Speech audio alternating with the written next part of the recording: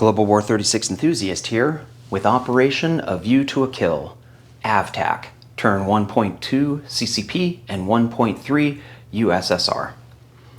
I use a service called PBE, playbyemailgames.com. It's a die roll generator where I request a random number and then it's emailed to myself and my opponents so everyone can confirm what was randomly generated.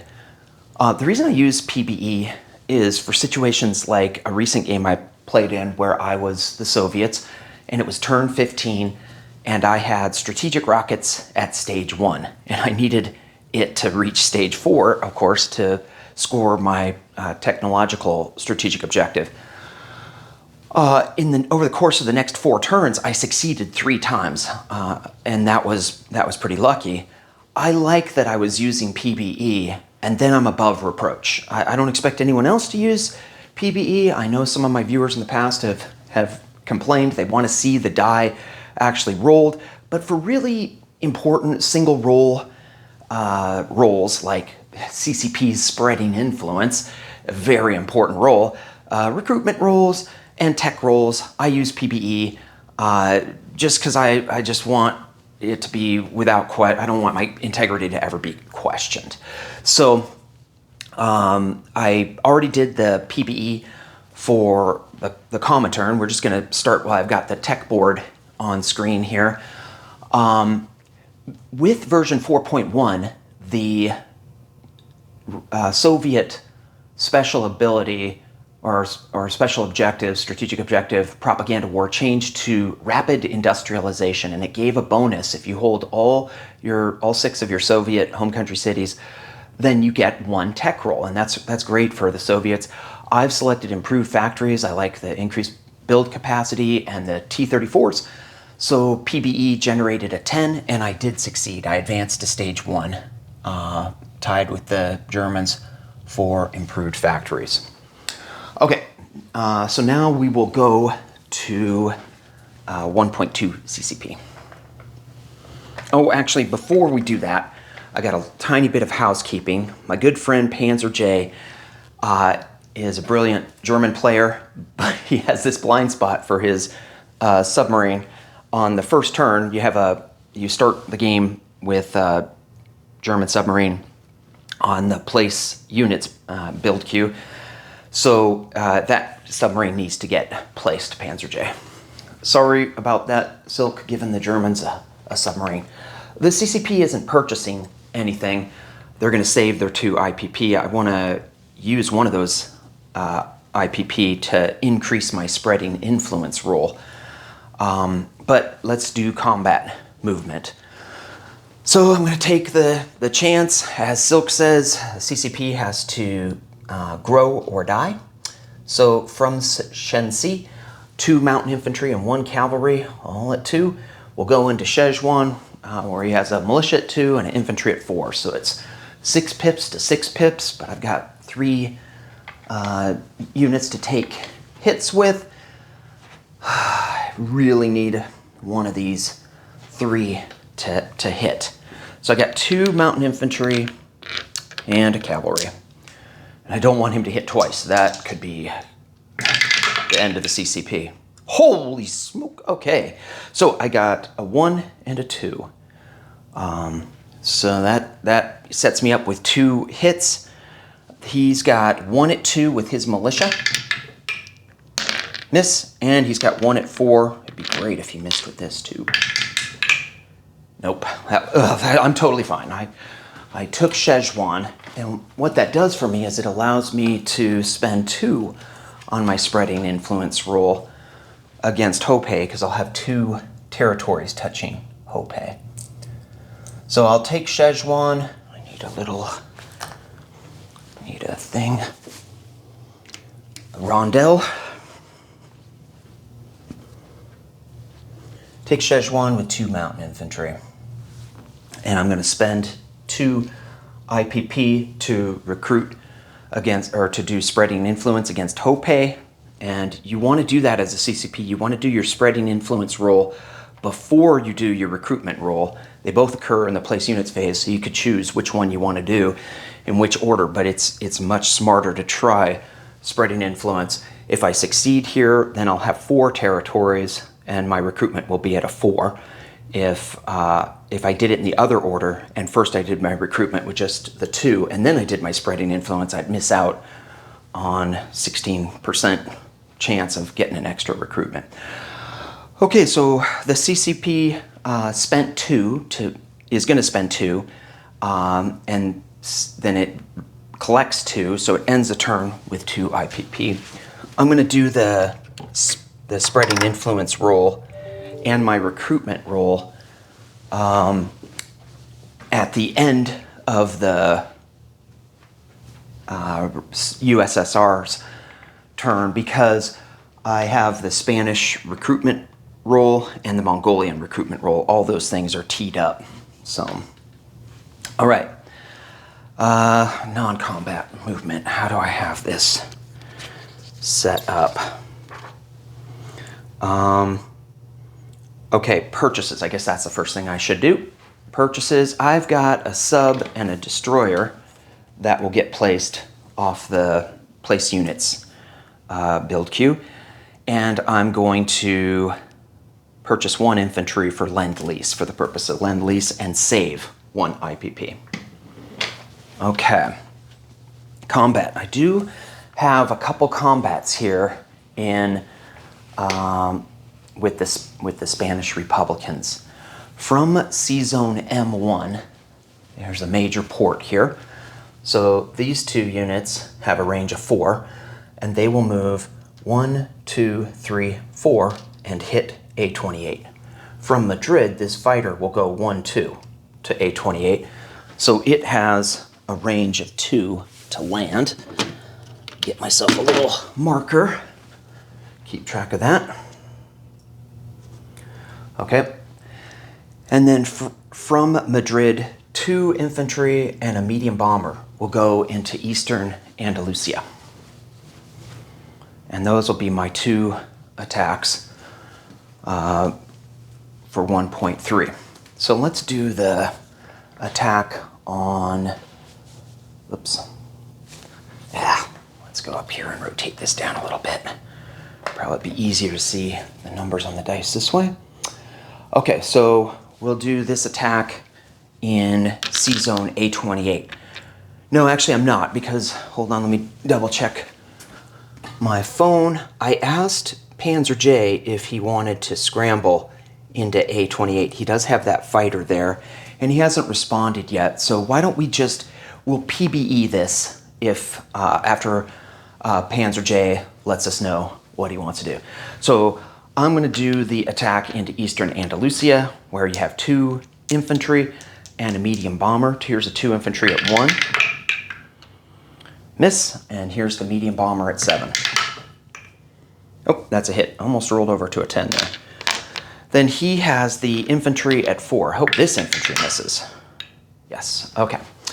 So I take back eastern Andalusia with 2 infantry. Okay. Non-combat movement. Let's go way over to Siberia. And we'll start off with the sub and the torpedo boat destroyer that are in C-Zone P7. They will move to C-Zone P3. They do have a major port, so can move 3. Or, yeah, is that right? Torpedo boat destroyer and submarine. I might be able to move further than P3 because I can move 3 with both of them. 1, 2, 3. I can move all the way up to, oh, is that P? What the heck is that C-Zone? Oh, man. Sorry for delaying. I didn't realize I could move all the way up here to where Alaska is. P1. Okay, so we'll move up to P1 with the torpedo boat destroyer and sub. 1, 2, 3. I believe that is correct. I hope I'm not missing. Do I start in P2?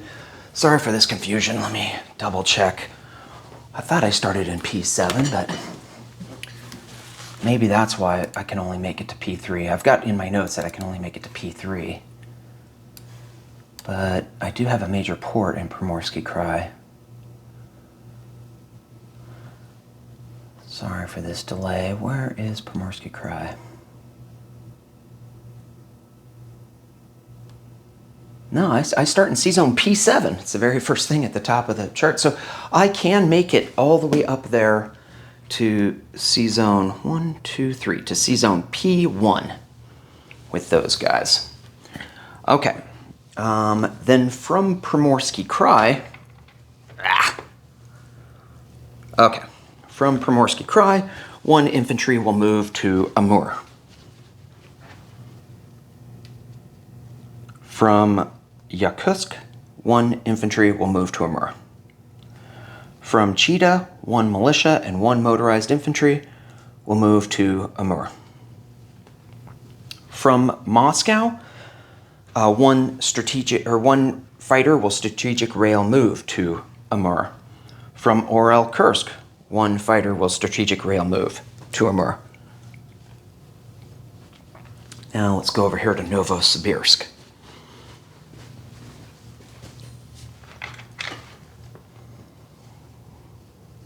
Okay, from Novosibirsk, 1 infantry will move to Tobolsk.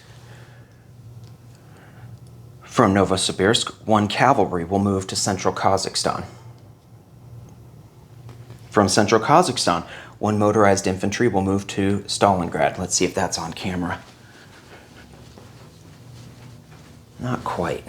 Let's move over here. From Turkmenistan, 1 infantry will move to western Kazakhstan. From western Kazakhstan, 1 infantry will move to Kalmytskaya. From Gorky, let's see if that's on camera. I wonder if that sound on my phone. Let me check and see if that's Panzer J getting back to me as far as no scramble. Okay, so we can do that combat. I'm going to keep doing my non-combat movement while I've got everything on camera. So from Gorky, 1 infantry will move to Moscow. From Saratov, 1 infantry will move to Tula-Lupetsk. From Stalingrad, 1 infantry will move up to Tula-Lupetsk. From Stalingrad, 1 motorized infantry will move to Orel-Kursk. From North Caucasia, 1 infantry will move down to Transcaucasia. I bet that's not on camera.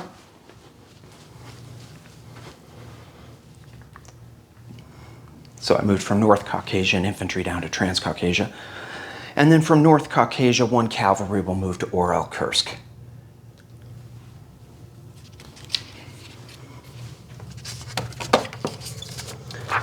Let's see. Now we need to up in northern Russia.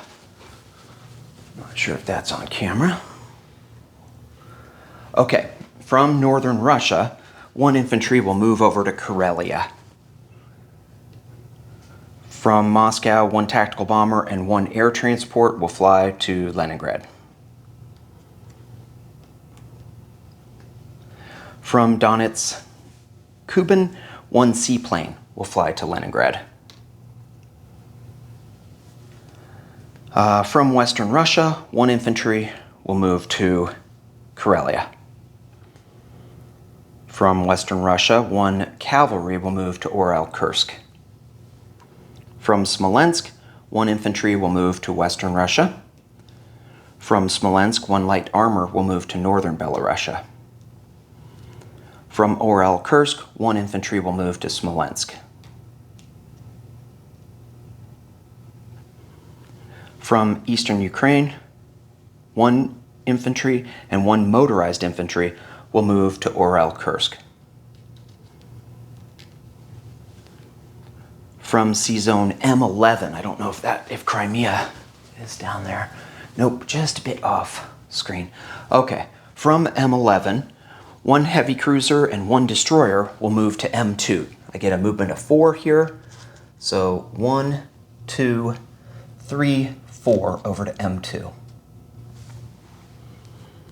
From M11, one coastal sub will move to M10. From Kyiv, one light armor will move to Orel-Kursk. From Kyiv, one infantry will move to eastern Ukraine. From western Ukraine, one infantry will move to southern Ukraine.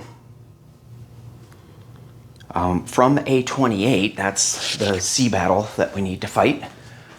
The fighter, he elected not to scramble, so the fighter, should it live, will fly back to Catalonia. From Basque Country, one infantry moves to Catalonia. From eastern Andalusia, one medium bomber flies to Catalonia. Okay, and then from C-Zone M1, there's the submarine there. The coastal sub will move to C-Zone M2.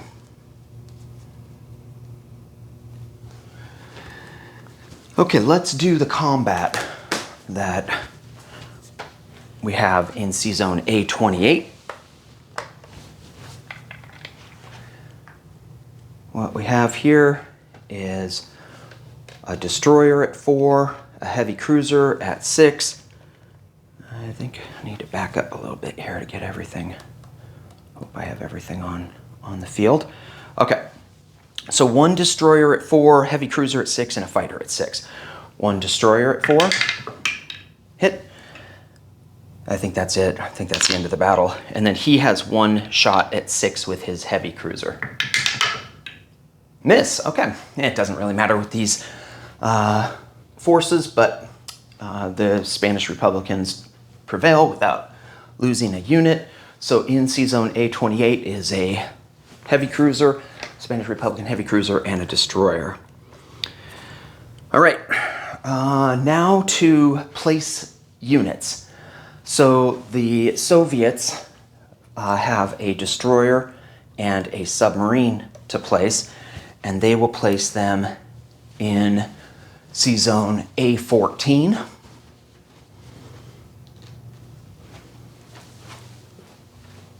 Let's see.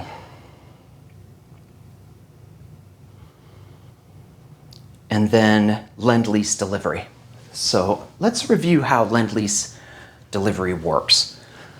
So you state what factory, because it uses factory capacity. So Leningrad, the factory in Leningrad produced this infantry, and you say what naval facility it embarks at.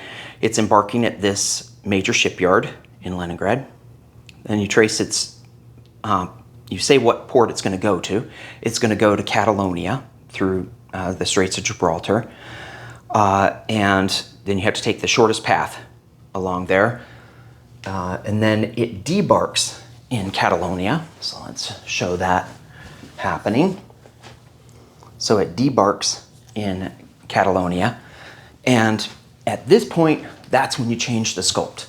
Now it's not a Russian sculpt. Now it is a Spanish Republican sculpt. And the reason that's important is as it was traveling, it was Soviet Union. So even if it had passed, say, if the heavy cruiser, the Spanish nationalist heavy cruiser had survived, well, if there were 3 Spanish national ships or if there was a Spanish national sub, it couldn't have interdicted the Soviet Union because it's a peace, it's neutral to the Soviet Union. It only became a Spanish Republican peace when it hit the home country there. So if you think about like aircraft getting sent, you fly it over with the producing country's pilots, and then when it's received by the receiving country, that's when they would put in their home country pilots. Anyway, I digress. So we have some spreading influence and recruitment roles that are teed up on PBE. Let's see what happens. So I'm doing the spreading influence against Hope. Try to get the 2 territories there. I need a 1 or 2. Yeah, I rolled an 11. And then my recruitment roll, I rolled a 9 for the CCP, and my recruitment roll for Mongolia, I rolled a 10, and my recruitment roll for the Spanish Republicans, I rolled an 8. So pretty abysmal turn. I lost. I did take Szechuan, but it just wasted me money. I lost my cavalry there, and then I did not succeed with any of my recruitment rolls. So not a good start for the Comintern. I collect 4 with the Soviet Union. I had saved 1, so I end the turn with 5. Next up is Boston Bruce with turn 1.4, Japan.